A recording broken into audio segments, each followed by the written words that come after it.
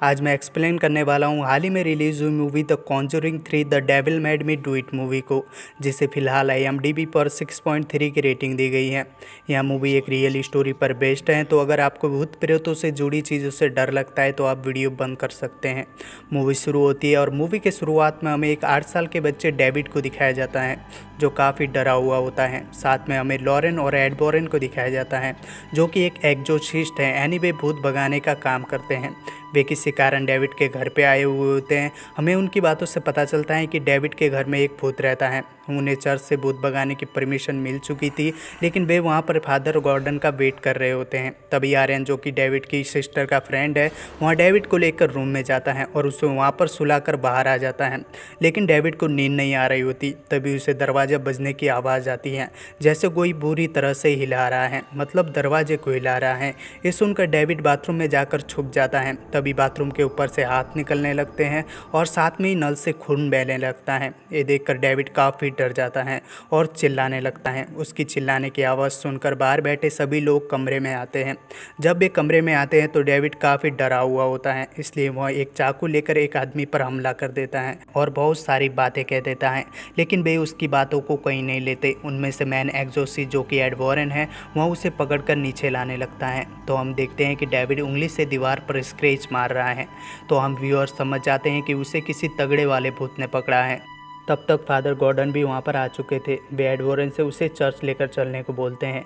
Add Warren father से कहता है कि हमारे पास इतना टाइम नहीं है, हमें यहीं पर एक्सोर्सिज्म की प्रक्रिया करनी पड़ेगी। उसके बाद वे वहीं पर एक्सोर्सिज्म की प्रक्रिया शुरू कर देते हैं। प्रक्रिया शुरू होते ही हम व्यूअर्स देखते हैं कि वो तगड़ा वाला भूत अपना तगड़ा कांड शुरू कर देता है, जिससे डेविड आउट ऑफ कंट्रोल हो जाता है और अपने पूरे शरीर को अजीब तरीके से मोड़ने लगता है। वह खुद को पकड़े हुए सभी लोगों को उछाल कर दूर फेंक देता है और प्रेयर कर रहे एड वॉरेन पर हमला कर देता है, जिससे एड वॉरेन चोट लगने से घायल हो जाता है।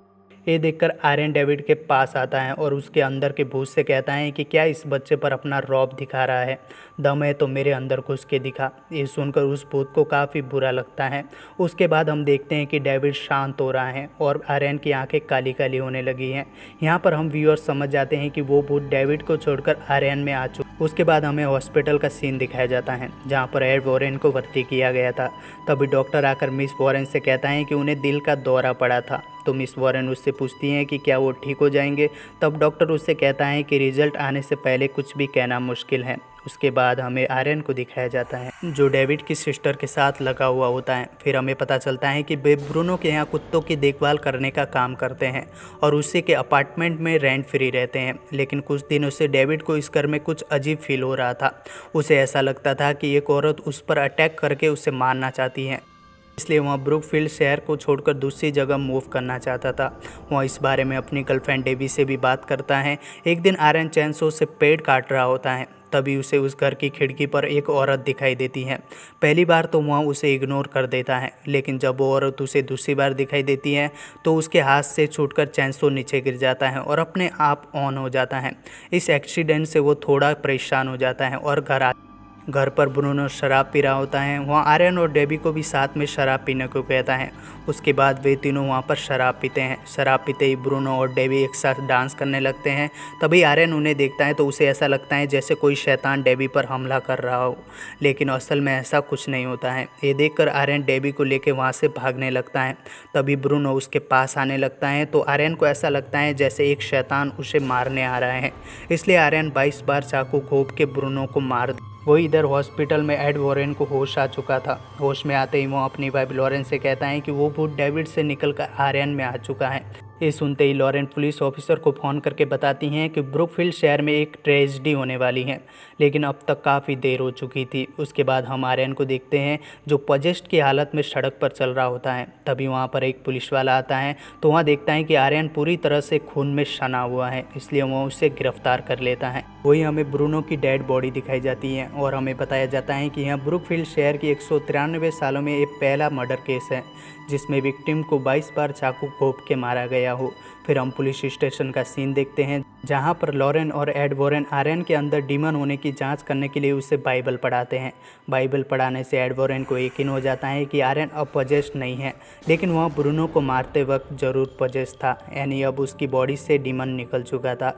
फिर लॉरेन और एड वॉरेन आर्यन की लॉयर के पास जाते हैं और उन्हें बताते हैं कि यह मर्डर आर्यन ने नहीं किया था बल्कि उसके अंदर के डीमन ने किया था। ये सुनकर लॉयर उससे कहती हैं कि यह सब बकवास है, भूत प्रेत जैसी चीज़ों को कोर्ट नहीं मानता है।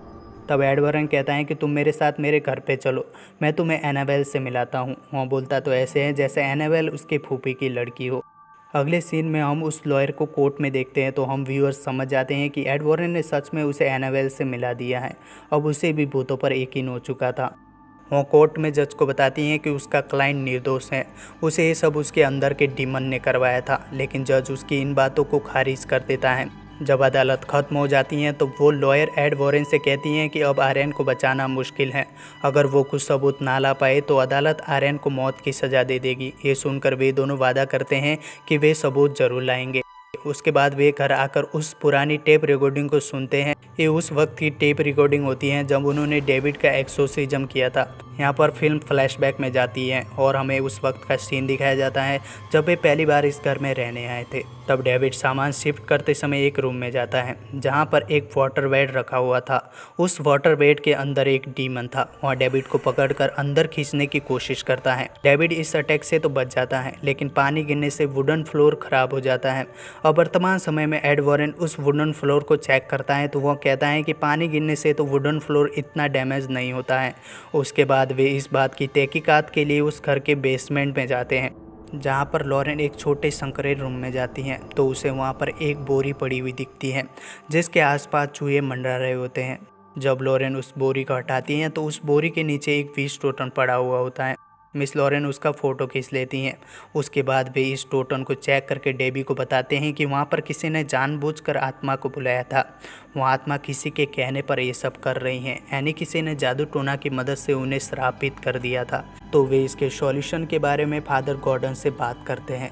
तो फादर गॉर्डन उन्हें फादर कैस्टर से मिलकर इन बातों के बारे में चर्चा करने की सलाह देते हैं। उसके बाद वे फादर कैस्टर से मिलने जाते हैं और उन्हें उस विश टोटम की फ़ोटो दिखाते हैं। तो फादर कैस्टर कहते हैं कि उन्होंने ऐसा विश टोटम पहले कभी नहीं देखा है, यह बहुत बुरे मकसद से बनाए गए हैं। उसके बाद वे उन दोनों को लेकर बेसमेंट के हॉल में जाते हैं जहाँ पर बहुत सारे रैमकल से जुड़ी चीज़ों का कलेक्शन पड़ा हुआ था। वहाँ पर वे बताते हैं कि रैमकल के लोग शैतान की पूजा करते थे और शैतान को बलि चढ़ाते थे। जब इस बात का खुलासा हुआ तो उन्हें अदालत में पेश किया गया था। उस वक्त उन लोगों को फैसला सुनाने वाले जज की वाइफ प्रेग्नेंट थी। उसका बच्चा 6 हफ्ते पहले पैदा हो गया था। जब उसका बच्चा पैदा हुआ तब उसका दिल उसके शरीर के बाहर था और बच्चे को जन्म देने के कुछ दिन बाद ही उस जज की पत्नी ने रेलवे ट्रैक पर जाकर आत्महत्या कर ली थी। वो वॉरेन को वॉर्न करते हुए कहता है कि आर्यन को बचाने के चक्कर में तुम अपना सब कुछ खो दोगे, ऐसे लोगों से पंगा लेना तुम्हें भारी पड़ सकता है। अगले सीन में हमें रैम कल्ट की लेडी को दिखाया जाता है जो आर्यन की फ़ोटो के साथ जादू टोना कर रही होती हैं। वो इधर जेल में आर्यन को अपने आसपास किसी भूत प्रेत के होने का एहसास होता है। वही उस पर एक डीमन भी अटैक करता है। वो इधर वॉरेन डेनवर्स में रहने वाले मर्डर केस डिटेक्टिव से मिलने जाते हैं। उस डिटेक्टिव को भी उसी तरह का सिमिलर विश टोटन मिला था। वे उससे मिलने जाते हैं। उस डिटेक्टिव से मिलकर उन्हें पता चलता है कि 2 कॉलेज गर्ल कैटी लिंकन और जेसिका स्ट्रॉन्ग अचानक से गायब हो गई थी। कुछ दिनों बाद पुलिस को कैटी की लाश पास के ही जंगल में पड़ी हुई मिली थी जिस पर 22 बार चाकू से हमला किया गया था, लेकिन अभी तक जेसिका का कोई अता पता नहीं था। इसी मर्डर केस इन्वेस्टिगेशन के दौरान उस पुलिस ऑफिसर को जेसिका के घर पे यहाँ सिमिलर विश टोटन मिला था। उस ऑफिसर को लॉरेन के पावर पर भरोसा नहीं था, इसलिए वह उसका टेस्ट लेता है। वहाँ 3 वेपन को उसके सामने रखता है जिनमें से सिर्फ एक ही असली होता है। लॉरेन अपने पावर से उस वेपन को तुरंत आइडेंटिफाई कर देती है। उसके बाद वहाँ डिटेक्टिव लॉरेन को उसी जगह पर लेकर जाता है जहाँ कैटी की लाश मिली थी। वहाँ पर लॉरेन अपने पावर और विज़न से देख लेती हैं कि वहाँ पर क्या हुआ था। असल में कैटी और जेसिका बेस्ट फ्रेंड थी जो अक्सर उस जगह पर आया करती थी। एक दिन जेसिका अचानक पजेस्ट हो गई थी और वहाँ 22 बार चाकू घोंप के कैटी की हत्या कर दी।